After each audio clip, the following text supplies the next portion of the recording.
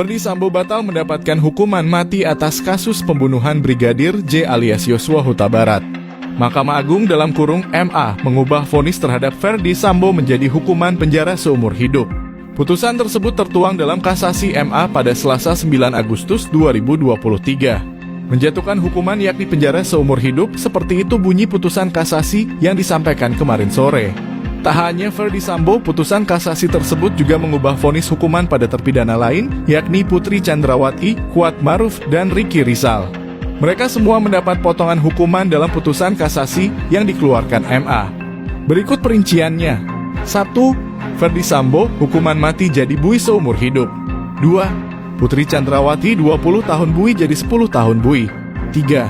Ricky Rizal 13 tahun bui jadi 8 tahun bui. 4. Kuat Maruf 15 tahun jadi 10 tahun bui. Perbedaan pendapat hakim. Menariknya dalam sidang kasasi MA tersebut sempat terjadi perbedaan pendapat di antara hakim. Sebagai informasi, ada 5 hakim yang ditugaskan memimpin sidang ini, yakni Hakim Agung Suhadi dan 4 hakim anggota, yaitu Soeharto, Jupriyadi, Desnaiti, dan Yohanes Priyana. Ada 2 hakim yang menyatakan dissenting opinion atau pendapat berbeda. Kedua hakim itu adalah Jupriyadi selaku anggota II Majelis Hakim dan Desnaiti selaku anggota II Majelis Hakim.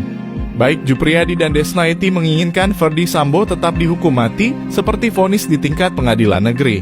Hanya saja mereka berdua ternyata kalah suara dengan 3 hakim lainnya.